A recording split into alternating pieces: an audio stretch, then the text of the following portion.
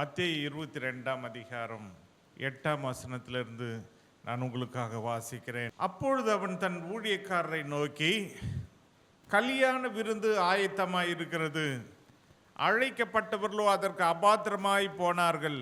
ஆகையால் நீங்கள் வழி சந்திகளிலே போய் காணப்படுகிற யாவரையும் கல்யாணத்திற்கு அழைத்து கொண்டு வாருங்கள் என்றான். அந்த ஊழியக்காரர் புறப்பட்டு வழிகளிலே போய் தாங்கள் கண்ட நல்லார் பொல்லார் யாவரையும் கூட்டிக் கொண்டு வந்தார்கள்.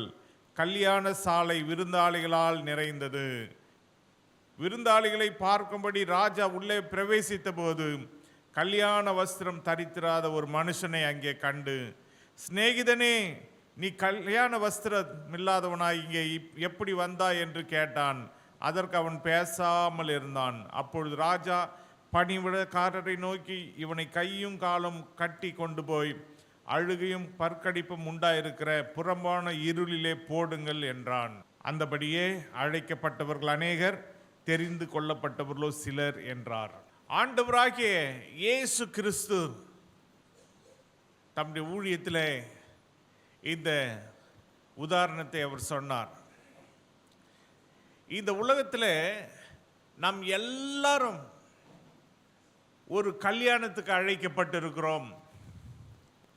அது யாரோடு என்று சொன்னால் ஆண்டவராகிய இயேசு கிறிஸ்துவோடு கூட சபையாகிய மணவாட்டிக்கு கல்யாணம். அது சாதாரணமான கல்யாணம் அல்ல, மத்திய ஆகாயத்தில் நடக்க போகிற கல்யாணம். அப்படிப்பட்ட ஒரு கல்யாணம் நடக்க போகிறது. அதற்கு கல்யாண வஸ்திரம் தேவை. அதற்கு முன் உதாரணமாக ஆண்டவர் இயேசு இந்த காரியத்தை சொல்லுகிறார். இதில் இந்த 22ஆம் அதிகாரத்தில்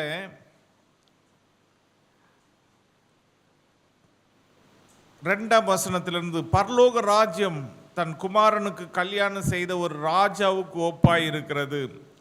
அழைக்கப்பட்டவர்களை கல்யாணத்துக்கு வர சொல்லும்படி அவன் தன் ஊழியக்காரரை அனுப்பினான். அவர்களோ வர மனதில்லாதிருந்தார்கள்.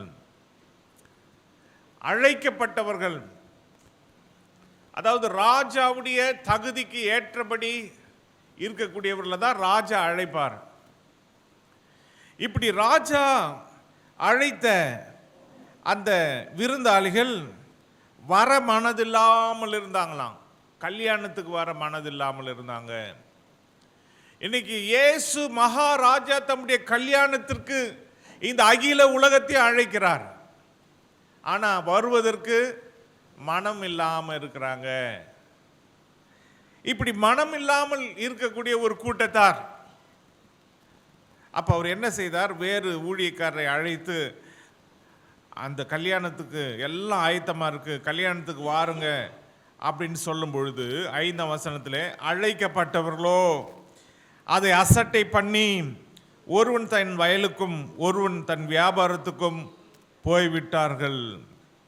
இந்த அழைக்கப்பட்டவர்கள் அசட்டை பண்ணுறாங்க. முதல் மனம் இல்லை, கல்யாணத்துக்கு வர மனம் இல்லை. ரெண்டாவது அந்த கல்யாணத்தையே அசட்டை பண்ணுறாங்க. அசட்டை பண்ணுறது மட்டுமில்லை, தன் வேலைக்கு போயிட்டாங்க. இப்படி தான் ஆண்டவர் இயேசு கிறிஸ்துடைய சபையை இன்னைக்கு நிறைய பேர் அசட்டை பண்ணுறாங்க. இயேசு கிறிஸ்துவனுடைய சபை தான் கல்யாண விருந்து. இங்கே ஒவ்வொரு வாரமும் கல்யாண விருந்து தான் நமக்கு. இந்த கல்யாண விருந்துக்கு வராமல் அசட்டை பண்ணி தன் வேலைக்கு போகிறவங்களும் இருக்காங்க. சபைக்கே வர மனதில்லாமல் வீட்டிலேயே இருக்கக்கூடியவங்க இருக்காங்க. மூணாவது வகையார் யாருன்னா 6ஆம் வசனத்தில், மற்றவர்கள் அவன் ஊழியக்காரரை பிடித்து அவமானப்படுத்தி கொலை செய்தார்கள். எதிர்ப்பை வெளிப்படுத்துகிறவங்க, ஊழியக்காரரை காயப்படுத்துகிறவங்க, அடிக்கிறவங்க, கொல்றவங்க. சிலர்லாம் ரட்சிக்கப்படாத புருஷன்மார் இருப்பாங்க. அவங்க மனைவி சபைக்கு வருவாங்க. அவங்க ஊழியக்காரரை காயப்படுத்த விரும்புவாங்க. வார்த்தையினால் சிலர் காயப்படுத்துவாங்க. இப்படியெல்லாம் நடக்கக்கூடிய கடைசி நாட்களில் தான் இருக்கிறோம். இப்படி ஆக மொத்தம் கல்யாணத்துக்கு வருவதற்கு அவங்களுக்கு விருப்பமே இல்லை. இப்படிப்பட்ட சூழ்நிலையில்தான் அவர்கள் எல்லாரும் அபாத்திரமாய் போன பொழுது அங்கே வழியிலே இருக்கிறவர்கள், சந்துகளிலே நிற்கிறவர்கள், நல்லார் பொல்லார் யாவரையும் கல்யாண விருந்துக்கு ராஜா அழைக்க சொன்னார். வந்த எல்லாருக்கும் கல்யாண விருந்தை ராஜா ஒழுங்குபடுத்தி அவர்களுக்கு கொடுத்திருந்தார். அதில் ஒருவன் மட்டும் கல்யாண விருந்து வந்துட்டான், ஆனால் வஸ்திரம் இல்லாமல் வந்துட்டான். இன்னைக்கு தேவனுடைய பிள்ளைகள் கல்யாண வஸ்திரம் தரித்திருக்கிறவர்களாக நாம் பரலோக ராஜ்யத்துக்காய் காத்து கொண்டிருக்க வேண்டும். கல்யாண வஸ்திரம் என்பது நம்முடைய வாழ்க்கையிலே ஆண்டவராகிய இயேசு கிறிஸ்துவுடைய ரட்சிப்பை குறிக்கிறது. ஒரு மனிதனுடைய வாழ்க்கையிலே பாவத்தோடு அவன் வாழும் பொழுது அவன் வஸ்திரம் இல்லாதவனை போல இருக்கிறான். அதனால தான் இந்த கல்யாணத்தில் வந்த பொழுது ராஜா ஒருவன் மட்டும் கல்யாண வஸ்திரம் இல்லாமல் இருக்கிறானே என்று அவனை கையும் காலுமாய் கட்டி கொண்டு போய் இருளில் போடும்படிக்கு சொல்லுகிறான். நம்முடைய வாழ்க்கையில் யார் ஒருவர் ரட்சிக்கப்பட்டு, அதாவது மனம் திரும்பி ரட்சிக்கப்பட்டு ஞானஸ்தானம் எடுத்து தேவனுடைய அபிஷேகத்தை பெற்றுக்கொள்றாங்களோ அத்தனை பேருக்கும் கல்யாண வஸ்திரம் தரித்தவர்கள். அல்லேலூயா. அப்படி ரட்சிக்கப்பட்டு மனம் திரும்பாம, ரட்சிக்கப்படாம, அபிஷேகம் பெறாம, பரிசுத்த வாழ்க்கை வாழாம யார் இருக்கிறாங்களோ அவங்களுக்கு கல்யாண வஸ்திரமே இல்லை. அவங்க கல்யாணத்துக்கே லாக்கி கிடையாது. அப்படிப்பட்டவங்களை கல்யாணத்தில் சேர்க்கவும் முடியாது. ராஜா நரகத்தில் போடுவார். இயேசு ராஜா நரகத்தில் போடுவார். அதனால கல்யாண வஸ்திரம் வேண்டும். லூக்கா 16ஆம் அதிகாரத்தில் 19ஆம் வசனம் முதல் வாசித்து பார்த்தீங்கன்னு சொன்னால் அங்கே ஐஸ்வர்யவான் ஒருவன் இருக்கிறான். அவன் ரத்தாம்பரம் போன்ற விலையேற பெற்ற வஸ்திரம் தரித்து சம்பிரோகமாய், அதாவது ரொம்ப ஆடம்பரமான வாழ்க்கை வாழ்ந்து கொண்டிருக்கிறான். அவனுடைய வீட்டிலே வெளியிலே ஒரு பிச்சைக்காரன், அவன் பேர் லாசரு. அவனுடைய மேஜையிலே சிந்தப்படுகிற, மேஜைக்கு கீழே விழுகிற அந்த துணிக்கை அவனுக்கு கிடைக்குமா, அதை கொண்டு தன்னுடைய பசியை ஆட்டலாம் என்று ஆசையாக இருந்தான். பருக்கள்னாலே நிறைந்தவனாய் காணப்பட்டான். ஆனால் அவனுக்கு வஸ்திரமும் இருந்த மாதிரி தெரியல. அவனுக்கு நல்ல வஸ்திரம் கிடையாது, நல்ல சுகம் கிடையாது, நல்ல சாப்பாடு கிடையாது, நல்ல வீடு கிடையாது, எதுவுமே இல்லை. அவன் வெளியிலே தன்னுடைய பசியை போக்குவதற்காக அந்த ஐஸ்வர்யவான் வீட்டு வெளியிலே காத்திருந்தான். நாய்கள் அவனுடைய பருவை வந்து நக்கினது. ஆனாலும் அப்படிப்பட்ட சூழ்நிலையில் கூட இவனுக்கு சரீர பிரகாரமான போட்டுக்க வஸ்திரம் இருந்துச்சோ இல்லையோ, இவனுக்கு கல்யாண வஸ்திரத்தை இவன் பெற்று வைத்திருந்தான். அல்லேலூயா. அப்ப என்ன நடக்குது? ஒரு நாள் 2 பேருமே மரிக்கிறாங்க. ஐஸ்வர்யவான் மரிச்சான். அவன் மரிச்சு எங்க போயிட்டான்? நரகத்துக்கு போயிட்டான். நரகத்திலிருந்து பார்க்கறான், லாசருவை பார்க்கறான். ஐயோ, இந்த லாசரு ஆபிரகாமுடைய மடியில் உட்கார்ந்து கொண்டு இருக்கிறானே, அந்த லாசருடைய நுனி விரல்ல ஒரு சொட்டு தண்ணியை தொட்டு தர சொல்லுங்க. ஐயோ, இப்படி இப்போ இருக்குதே அப்படின்னு சொல்லும் பொழுது அங்கே சொல்றாங்க, நீ உலகத்தில் இருக்கும் பொழுது தேற்றப்பட்டாய், ஆனால் இவன் வந்து பாடுபட்டதுனால இப்போ தேற்றப்படுகிறான். இன்னைக்கு தேவனுடைய பிள்ளைகளே, இப்போ பாடுபடுறீங்களா? அதுக்காக நீங்க சந்தோஷப்படுங்க. ஏன்னா கடைசியில் ஆண்டவர் நம்மளை தேற்றுவார். இப்போ அழறீங்களா? சந்தோஷப்படுங்க. தேவன் நம்முடைய கண்ணீர் யாவையும் துடைப்பார். அதனால கவலையே படாதீங்க. இந்த உலகத்தில் வாழ்கிற வாழ்க்கையில பரலோக வாழ்க்கை தான் முக்கியம். நம்முடைய வாழ்க்கையே பரலோகத்துக்காக வாழ்கிற வாழ்க்கை, இயேசுவுக்காக வாழ்கிற வாழ்க்கை. ஒரு கல்யாணத்துக்காக ஒரு பெண் எப்படி நிச்சயிக்கப்பட்ட பெண் கல்யாணத்துக்கு ஆயத்தம் பண்ணிக்கிட்டே இருப்பாங்க. அந்த நிச்சயிக்கப்பட்ட பெண் வந்து என்ன செய்வாங்க? பல ஆடைகளை தைத்து வைப்பாங்க. அவங்க வீட்டார் பல ஆபரணங்களை வாங்கி கொடுப்பாங்க. புத்த ஆடைகளையும் ஆபரணங்களையும் அழகு சாதனங்களையும் வாங்கி வாங்கி கொடுப்பாங்க. அந்த பெண்ணுக்கு வேண்டிய காரியங்கள்லாம் சேகரித்து வைப்பாங்க. அது போல தான் இந்த பூமியில் இருக்கும் பொழுதே பரலோகத்திலே நம்முடைய பொக்கிஷத்தை சேர்த்து வைக்க வேண்டும். பரலோகத்தில் தான் நாம் போய் வாழ போகிறோம். இயேசுவோடு கூட போய் வாழ போகிறோம். அவரை அந்த கல்யாண விருந்தில் கல்யாண வஸ்திரம் தரித்து வாழப்போகிறோம். அவரை மணவாளனாக ஏற்றுக்கொண்டு வாழப்போகிறோம். லாசருக்கு ஒருவேளை வஸ்திரமே இல்லாமல் இருந்திருக்கலாம். ஆனால் அவன் மரித்த பொழுதோ கல்யாண வஸ்திரம் தரித்தவனாக இருந்ததுனால பரலோக ராஜ்யத்துக்குள்ளே அவன் போனான். ஆனால் ஐஸ்வர்யவான் எவ்வளோ விலையேற பெற்ற வஸ்திரம் தரிச்சானோ, எத்தனை லட்சத்துக்கு வஸ்திரம் போட்டாலும் அவன் இயேசுவை ஏற்றுக்கொள்ளலைன்னா நரகத்துக்கு தான் போவான். அதனால் நரகத்துக்கு தான் போனான். அதனால் நம்முடைய வாழ்க்கையிலே தேவனுடைய பிள்ளைகள் வஸ்திரம் உடையவர்களாய், அதனால தான் வேதம் சொல்லுது, ஒருவனும் உங்களுடைய வஸ்திரத்தை எடுத்துக்கொள்ளாதபடிக்கு எச்சரிக்கையா இருங்க. வஸ்திரத்தை எடுத்துக்கிட்டா நாம் நிர்வாணியா மாறிடுவோம். அதனால வஸ்திரத்தை யாரும் திருடக்கூடாது. சாத்தான் நம்முடைய ரட்சிப்பின் வஸ்திரத்தை திருட பார்ப்பான். அந்த ரட்சிப்பின் வஸ்திரத்தை நாம் பாதுகாத்துக் கொள்ள வேண்டும். அப்போஸ்தலர் 12ஆம் அதிகாரத்தில் 21ஆம் வசனம் மற்ற வசனங்களில் பார்த்தீங்கன்னா, ஏரோது என்ற ராஜா, அவன் யார்? யோவான கொலை செய்கிறவன். ஏரோது தான் யோவானை கொலை செஞ்சிட்டான். அதே போல ஏரோது யாக்கோபை கொலை செய்தான். ஏரோது பேதுருவை கொலை செய்ய வகை தேடினான். இப்படிப்பட்ட கொலைகாரன். ஆனா அவன் ராஜா. இவன் ராஜ வஸ்திரத்தை தரித்து கொண்டு தேவ வசனத்தை போதிக்கிறான். யாருக்கு? ஜனங்களுக்கு. தேவன் சகிக்கல. இவனை ஒரு தூதனை அமிச்சார். அந்த தூதன் அடிச்சிட்டான் பாருங்க. அவன் புழுத்து செத்தான். எல்லா ஜனங்களும் என்ன சொன்னாங்க? அவன் முகஸ்துதிக்காக, இது மெய்யாகவே என்ன வார்த்தை? தேவ வார்த்தைன்னு சொன்னாங்க. ஒரு கொலைகாரன், அவன் ராஜ வஸ்திரம் தரிச்சதுனால, அவன் ராஜாவா இருக்கிறதுனால வசனத்தை சொல்லிட்டா, இல்ல வேதத்தை சொல்லிட்டா, அது தேவ வார்த்தையா மாறிடாது. தேவன் தண்டிப்பார்.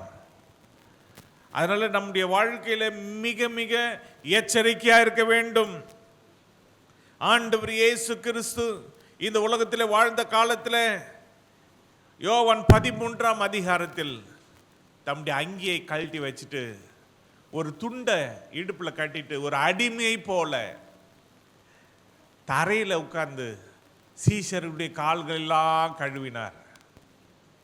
திரும்ப கால்களை கழுவி திரும்ப தன்னுடைய அங்கியை எடுத்து மாட்டிக்கொண்டு சொல்றாரு, நான் எப்படி செஞ்சனோ அது போல நீங்களும் ஒருவர் நீங்க இப்படிதான் செய்யணும் அப்படின்னு சொல்லி தம்முடைய அன்பை அவர் என்ன பண்ணாரு? வெளிப்படுத்தினார். ஆண்டவர் இயேசு இப்படிப்பட்ட ஒரு அன்புள்ளவராய் அவர் இருக்கிறபடினாலே பாருங்க, நம்ம எல்லாருக்கும் வஸ்திரம் கொடுக்கிறதுக்காக அவர் வஸ்திரத்தை கல்வாரி சிலுவையில் இழந்தார். சிலுவையிலே ஆண்டவர் இயேசு கிறிஸ்துடைய வஸ்திரத்தை மத்தேயு 27ஆம் அதிகாரத்தில் பார்த்தீங்கன்னு சொன்னா, அவர் வஸ்திரத்தை கழட்டி வேற ஒரு அங்கியை உடுத்துறாங்க, நல்லா அடிக்கிறாங்க. பிறகு அவருடைய அங்கியை உடுத்துறாங்க. கடைசியில் சிலுவையில் அறையும் பொழுது அவருடைய அங்கியை எடுத்து கொண்டுட்டாங்க. அவர் அங்கியை எடுத்துக்கொண்டு அது யாரும் கிழிக்க முடியாததுனால அதை சீட்டு போட்டு எடுத்துக்கொள்ளலான்னு சீட்டு போட்டு எடுத்துக்கொண்டாங்களாம்.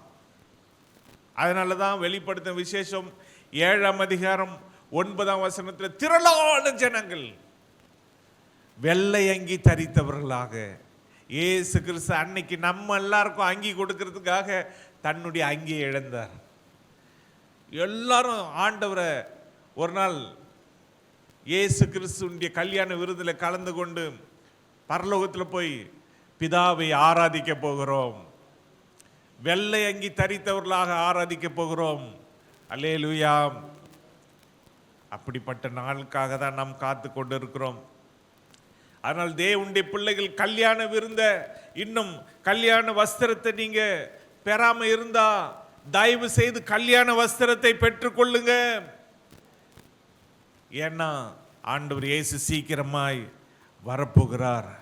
இந்த கல்யாண வஸ்திரத்தை நாம் பெற்றுக்கொள்வது மட்டும் இல்லாமல் எபேசியர் 6ஆம் அதிகாரம் 11ஆம் வசனத்தில் தேவனுடைய சர்வாயுத வர்க்கத்தை நாம் தரித்து கொண்டவர்களாக இருக்க வேண்டும். எதற்காக சொன்னா, சாத்தான் எய்கிற அம்பு, அக்கினி ஆஸ்திரங்கள், அவனுடைய ஈட்டிகள், அவனுடைய பட்டயங்கள் நம்மளை ஒன்று செய்யாமல் இருக்கணும்னா சர்வாயுத வர்க்கம் நமக்கு தேவை.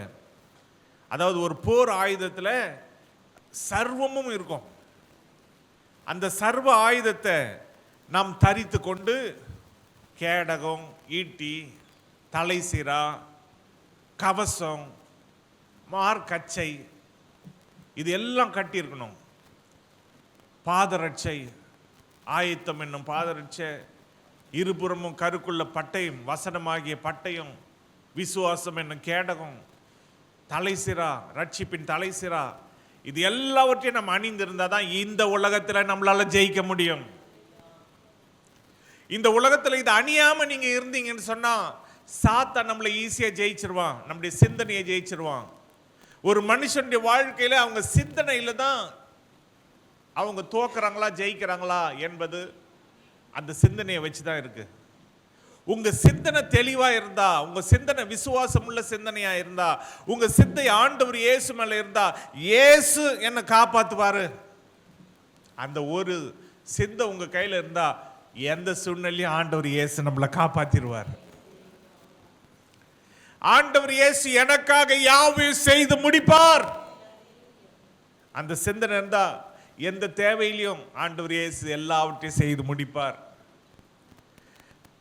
இயேசுதான் உலக ரட்சகர், உலகத்தையே ரட்சிக்கக்கூடியவர். அவர் என்ன ரட்சிப்பார். அந்த விசுவாசம் இருந்தா சாத்தான் நம்மளை ஒண்ணுமே செய்ய முடியாது, நம்மளை அவர் ரட்சிப்பார். அதனால நம்முடைய சிந்தை மறுரூபம் அடைய வேண்டும். இந்த சிந்தனையிலே பல பொல்லாத சிந்தனைகள் ஒரு பக்கம் வரும், பாவ சிந்தனைகள் ஒரு பக்கம் வரும், அவிசுவாசமான சிந்தனைகள் ஒரு பக்கம் வரும். இதெல்லாம் நாம் மேற்கொள்ள வேண்டுமானால் ஆண்டவராகிய தேவன் கொடுக்கிற தலைசீராவை அணைந்து கொண்டிருக்கணும். அந்த தலைசீரா அந்த பொல்லாத சிந்தனைகளை நம்மளை தாக்காம அதுதான் நம்மளை பாதுகாக்கும். அந்த தலைசீரா தான் அந்த சர்வாயுத வர்க்கத்தை நாம் தரித்திருக்கணும். அப்பொழுதுதான் விசுவாசத்தோடு நாம் முன்னேறி செல்ல முடியும். சில நேரத்தில் சத்துரு வியாதியை கொண்டு வந்து நீ அவ்வளவுதான் அப்படின்னு பயம் காட்டுவான், பூச்சி காட்டுவான். நாம சொல்லணும், இயேசு என் பரிகாரி, அவருடைய தழும்புகளினால் நான் குணமாகிறேன். வியாதியை பார்த்து சிலர் துவண்டு போயிடுவாங்க. அப்பா வியாதி வந்துருச்சு, சுகர் வந்துருச்சு, பிபி வந்துருச்சு, தைராய்டு வந்துருச்சு, எந்த வந்தாலும் இயேசுவின் பிள்ளைகளை ஒண்ணுமே செய்ய முடியாது. ஹல்லேலூயா. ஏன்னா நம்ம சர்வாயுத வர்க்கத்தை தரித்து இருக்கிறதுனால எது வந்தாலும் கவலையே படாதீங்க. ஆண்டவர் இயேசு நம்மளை எவ்வளவு நாளுக்கு வாழ வைக்கணும்னு நினைச்சிருக்கிறாரோ அவ்வளவு நாள் நம்ம நிச்சயமா வாழ்வோம். அதனால எந்த வியாதியும் நம்மளை ஒன்றும் செய்ய முடியாது, எந்த பிசாசின் தந்திரங்களும் நம்மளை ஒன்றும் செய்ய முடியாது, எந்த பிரச்சனைகளும் நம்மளை ஒன்றும் செய்ய முடியாது. அதுக்கு தான் கல்யாண வஸ்திரம் ரெடியா வச்சிருக்கணும். அதே நேரத்தில் தேவனுடைய சர்வாயுத வர்க்கத்தை நாம் தரித்திருக்க வேண்டும். அதோடு கூட நாம் தரிக்க வேண்டிய இன்னொரு காரியம் கொலோசியர் 3ஆம் அதிகாரம், கொலோசியர் 3ஆம் அதிகாரத்தில் 12ஆம் வசனம், ஆகையால் நீங்கள் தேவனால் தெரிந்து கொள்ளப்பட்ட பரிசுத்தரும் பிரியருமாய் உருக்கமான இரக்கத்தையும் தயவையும் மனத்தாழ்மையும் சாந்தத்தையும் நீடிய பொறுமையும் தரித்து கொண்டு ஒருவரை ஒருவர் தாங்கி ஒருவர் பேரில் ஒருவருக்கு குறைபாடு உண்டானால் கிறிஸ்து உங்களுக்கு மன்னித்தது போல ஒருவருக்கு ஒருவர் மன்னியுங்கள். அல்லேலூயா. இவை எல்லாவற்றின் மேலும் பூர்ண சர்க்குணத்தின் கட்டாகிய அன்பை தரித்து கொள்ளுங்கள். இதுதான் அன்பு. இந்த அன்பை யார் ஒருவர் தரித்து கொள்றாங்களோ அவங்களுடைய வாழ்க்கையில நாம மற்றவங்களை மன்னிச்சிருவோம். எப்படி மன்னிச்சிருவோம் அப்படின்னா, அவங்க குறை உள்ளவங்களா இருப்பாங்க, ஆனாலும் அவங்கள தாங்குவோம். அவங்க மேல நமக்கு குறைபாடு இருக்கும், அவங்கள தாங்கிறது மட்டுமல்ல, ஒருவருக்கு ஒருவர் நாம் மன்னிக்கிறவராக இருப்போம். புருஷன் மனைவியை மன்னிக்கணும், மனைவி புருஷனை மன்னிக்கணும், பெற்றோர் பிள்ளைகளை மன்னிக்கணும். இப்படி ஒருவருக்கு ஒருவர் மன்னிக்கிறவர்களாக இருக்க வேண்டும். ஒவ்வொரு சகோதரனும் தன் சகோதரனை மன்னிக்க வேண்டும், சகோதரிகள் சகோதரிகளை மன்னிக்க வேண்டும், கூட பிறந்தவங்களை மன்னிக்க வேண்டும். சிலர் மன்னிக்காம பல மாதங்களாக, சிலர் பல வருஷங்கள் கூட பேசாம இருப்பாங்க. அப்படி பேசாம இருந்தா நமக்கும் கல்யாண வஸ்திரத்துக்கும் சம்பந்தமே கிடையாது. ஏன்னா தேவனை ஆராதனை செய்யறவங்க முதல் ஒரு காணிக்கை செலுத்தணும்னாலே முன்பு போய் நீ என்ன செய்ய, உன் சகோதரனோட ஒப்புரவாகு, பின்பு வந்து உன் காணிக்கையை செலுத்து. காணிக்கை செலுத்துறதுக்கே முதல் சகோதரனோட ஒப்புரவாகணும். அதனால நம்ம கோபத்தோட நம்ம ஆண்டவர் ஆராதனை செய்ய முடியாது. அன்பை தரித்து கொள்ள வேண்டும். இந்த அன்பில் தான் நாம் தெரிந்து கொள்ளப்பட்ட பரிசுத்தரும் பிரியருமாய் உருக்கமான இரக்கத்தை தரித்து கொள்ள வேண்டும், தயவை தரித்து கொள்ள வேண்டும், மனத்தாழ்மையை தரித்து கொள்ள வேண்டும், சாந்தத்தை தரித்து கொள்ள வேண்டும், நீடிய பொறுமையை தரித்து கொள்ள வேண்டும்.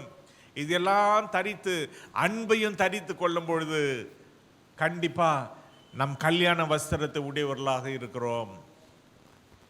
எப்படி ஒரு மூக்குத்தி, ஒரு கம்மல், ஒரு நெக்லஸ், ஒரு செயின் மனவாட்டிக்கு வாங்கி தராங்களோ அது போலதான் உருக்கமான இரக்கம், தயவு, மனத்தாழ்மை, சாந்தம், நீடிய பொறுமை இதெல்லாம் மனவாட்டி ஆகிய சபைக்கு தேவை. நம்ம அதெல்லாம் தரித்து கொள்ளணும். ஏன்னா நம் கல்யாணத்துக்காக ஆண்டவர் நம்மளை அழைத்திருக்கிறார். மற்றவங்களை மன்னிக்கிற சுபாவம் நமக்கு தேவை. அதோடு கூட நாம் பார்க்கிறோம், எபேசியர் 4ஆம் அதிகாரம் 24ஆம் வசனத்தில், மெய்யான நீதியிலும் பரிசுத்தத்திலும் தேவனுடைய சாயலாக சிருஷ்டிக்கப்பட்ட புதிய மனுஷனை தரித்து கொள்ளுங்கள். அல்லேலூயா. புதிய மனுஷனை நாம் தரித்து கொள்ள வேண்டும். பழைய மனுஷன் யார்? பழைய மனுஷனா நாம் இருக்கும் பொழுது விக்கிரக ஆராதனை செய்து கொண்டிருந்திருப்போம், வேசித்தனங்கள் செய்து கொண்டிருப்போம், விபச்சாரம் பாவத்தில் செய்து கொண்டிருப்போம், அல்லது பொய் சொல்லி கொண்டிருப்போம், மற்றவங்களை ஏமாத்துறவங்களா இருப்போம், மனசாட்சி இல்லாதவங்களா இருந்திருப்போம், மற்றவங்க பொருளை திருடுகிறவர்களா இருந்திருப்போம், அபகரிக்கிறவர்களா இருந்திருப்போம். இதெல்லாம் பழைய மனுஷன். ஆனா புதிய மனுஷன் யாரையும் ஏமாற்ற முடியாது. தான் ஏமாந்தா கூட பரவாயில்ல, மற்றவங்கள நான் ஏமாற்ற மாட்டேன். அதான் புதிய மனுஷன். புதிய மனுஷன் பாவம் இல்லாத மனுஷன், பாவத்துக்கு செத்தவனா இருப்பான். புதிய மனுஷன் இயேசு கிறிஸ்துவின் ரத்தத்தினால கழுவப்பட்ட மனுஷன். இந்த புதிய மனுஷன் ஞானஸ்நானம் எடுத்த மனுஷன். இந்த புதிய மனுஷன் அபிஷேகம் பெற்ற மனுஷன். இந்த புதிய மனுஷன் சபைக்கு ஒழுங்கா வர மனுஷன். இந்த புதிய மனுஷன் திருவிருந்து ஒழுங்கா எடுக்கிற மனுஷன், யாவரோடும் சமாதானமா இருக்கிறவன். இந்த புதிய மனுஷன் ஆண்டவருடைய வருகைக்காக காத்து கொண்டிருக்கிறவன். இந்த புதிய மனுஷன் யார்? உலகத்தை வெறுக்கிறவன், பாவத்தை வெறுக்கிறவன். இவன் தான் புதிய மனுஷன்.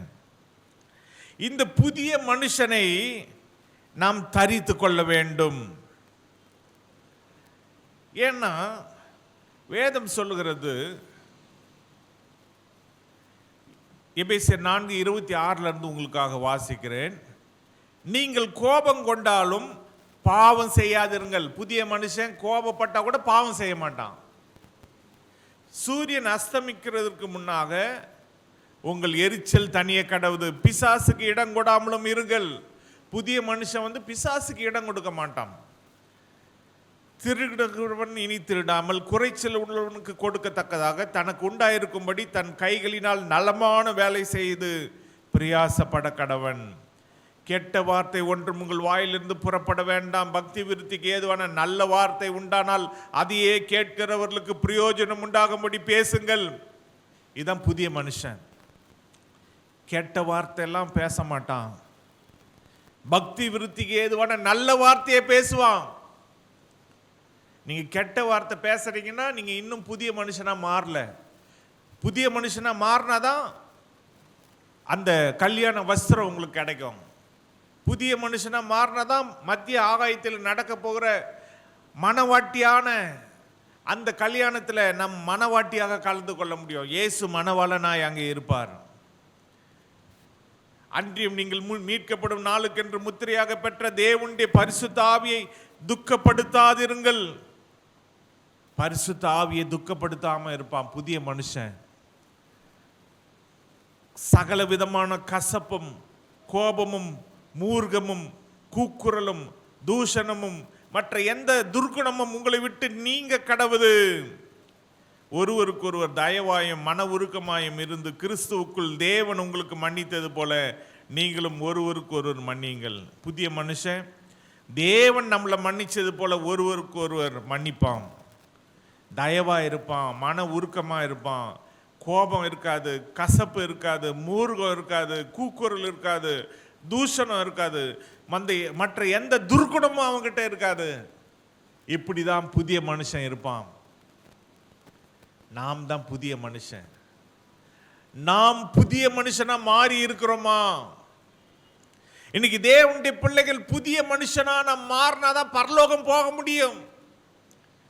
பரலோகம் போவதற்காக தான் இந்த உலகத்தில் ஆண்டவர் இயேசு கிறிஸ்துவின் ஆலயத்துக்கு வருகிறோம்.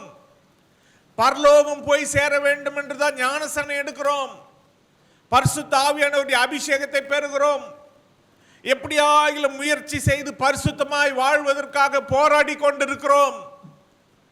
ஒரு பக்கம் பரிசுத்தமாய் வாழ்வதற்கு பாவத்தின் மேல போராட்டம், இன்னொரு பக்கம் பிரச்சனைகள், நம்முடைய வாழ்க்கையில் அனுதினமும் வருகிற பிரச்சனைகள் மேல போராட்டம், இன்னொரு பக்கம் வியாதிகளின் மேல போராட்டம், இன்னொரு பக்கம் பண பற்றாக்குறைகள், வறுமைகள், தரித்திரங்கள், இதெல்லாம் ஒரு போராட்டம்.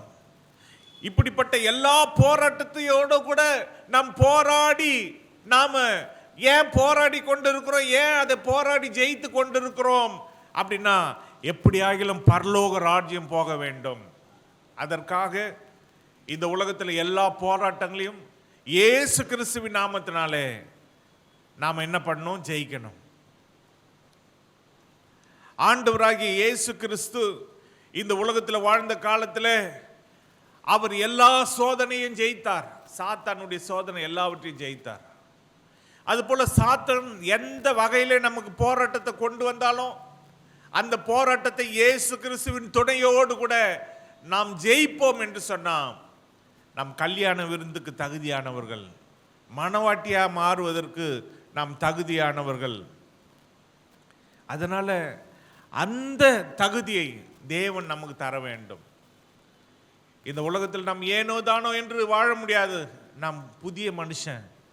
ஒரு புது சட்டை இல்லை ஒரு புது துணி நீங்க அணிஞ்சிருந்தா அதை எவ்வளவு பத்திரமா நீங்க இது புது துணி அப்படின்னு அதை பத்திரமா பாதுகாப்பீங்களோ அது போல நம் புதிய மனுஷன் நம்மளை நாம் பாதுகாத்து கொள்ள வேண்டும். இயேசு கிறிஸ்துவின் ரத்தத்தினாலே கழுவப்பட்ட புதிய மனுஷன், நாம் தேவனுடைய அபிஷேகத்தை பெற்ற புதிய மனுஷன். அங்க கல்யாண வஸ்திரம் தரித்தில்லாத மனுஷனை கண்டுபிடிச்சு அவனை புறம்பான இருளிலே போட்டாங்க. இன்னைக்கு நான் உங்களில் யாருக்கிட்டையாவது ஞானஸ்நானம் எடுக்காதவங்க எழும்புங்க அப்படின்னு நான் சொல்ல போறதில்ல. ஆனால் அப்படி எழும்புங்க அப்படின்னு சொன்னா நீங்கள் எழும்புனீங்கன்னு சொன்னால், ஞானஸ்நானம் இன்னும் எடுக்கலைன்னா நீங்கள் இன்னும் நீங்கள் பழைய மனுஷனதாக இருக்கிறீங்க. ஞானஸ்நானம் எடுக்காதவங்க கல்யாண வஸ்திரம் இல்லாத மனுஷன். யாரையாவது பார்த்து நீங்கள் இன்னும் அபிஷேகம் பெற்றிருக்கீங்களா, அபிஷேகம் பெறாதவங்க எழும்புங்கன்னு சொன்னால், நீங்கள் அபிஷேகம் பெறலன்னு கையை உயர்த்தினாலோ எழும்புனாலோ இன்னும் உங்களுக்கு கல்யாண வஸ்திரம் கிடைக்கல. கல்யாண வஸ்திரத்தை மட்டும் நீங்கள் என்ன பண்ணணும்? பெற்றுக்கொள்ளணும். ஏன்னா திடீர்னு இயேசு வருவார். அந்த கல்யாண வஸ்திரம் இருந்தால் தான் அவரோடு கூட மனவாட்டியாக போய் அமர முடியும். அதனால ஆயத்தமாவோம். ஆண்டவர் இயேசு கிறிஸ்து வருகை சமீபமாக இருக்கிறது. காலங்கள் பொல்லாததாக இருக்கிறது. ஆகவே ஆண்டவர் இயேசு கிறிஸ்துடைய கல்யாணத்துக்கு நம்மை தகுதிப்படுத்திக் கொள்வோம். நாம் ஜெபம் பண்ணி ஆண்டவருடைய சமூகத்தில், ஆண்டவரே கல்யாண வஸ்திரத்தை மட்டும் நாங்கள் இழந்து போயிடாம அதை பெற்றுக்கொள்ள எங்களுக்கு உதவி செய்யும். எங்களை ஒரு புதிய மனுஷியாக மாற்றும் என்று சொல்லி நாம் கேட்கலாமா? ஹல்லேலூயா, ஹல்லேலூயா.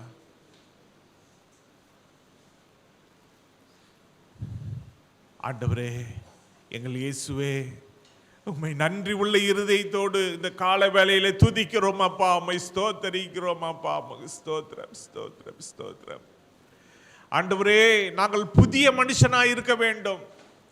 நாங்கள் கல்யாண வஸ்திரத்தை உடைய புதிய மனுஷனாய் இருக்க வேண்டும். இந்த உலகத்தை ஜெயிக்க தேவனுடைய சர்வாயுத வர்க்கத்தை தரித்து கொண்டவர்களாக இருக்க வேண்டும். சகல குணங்களையும் கொண்ட அன்பை தரித்தவர்களாக இருக்க வேண்டும். அப்பொழுதுதான் ஒரு நாள் வெண்ணங்கி தரித்து உம்மோடு கூட நாங்கள் வாழ முடியும், உம்மை மைமைப்படுத்த முடியும். ஆண்டவரே, உம்முடைய கல்யாணத்தில் நாங்கள் கலந்து கொள்ள முடியும். ஆண்டவரே, எங்களுக்கு உதவி செய்யும். நாங்கள் பலவீனமானவர்கள் தான். எங்கள் வாழ்க்கையில் போராட்டங்கள் வருகிறது தான். சத்ரு பல தடைகளை கொண்டு வருகிறான் தான். ஆனாலும் சத்ருவை விட நீர் இயேசுவே பெரியவர். இந்த உலகத்தில் இருப்பவனை விட எங்களில் இருக்கிறவர் இயேசு நீர் பெரியவர். ஆகவே இந்த உலகத்தின் பொல்லாப்புகளை நாங்கள் ஜெயித்து, இந்த உலகத்தின் பாவங்களை ஜெயித்து பரிசுத்த வாழ்க்கை வாழ உதவி செய்யும். கல்யாண வஸ்திரம் தரித்தவர்களாக இருக்க உதவி செய்யும்.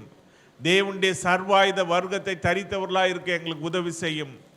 ஆண்டவரே, ஒவ்வொருவரையும் நீர் பாதுகாத்து கொள்ளும்.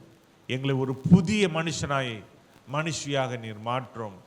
உமக்கே சகல துதிகன மகிமை நாங்கள் ஏறெடுக்கிறோம். எங்கள் மீட்புறோம், எங்கள் ரட்சகரமாகிய இயேசு கிறிஸ்துவின் நாமத்தில் ஜெபிக்கிறோம் எங்கள் நல்ல பிதாவே. ஆமென்.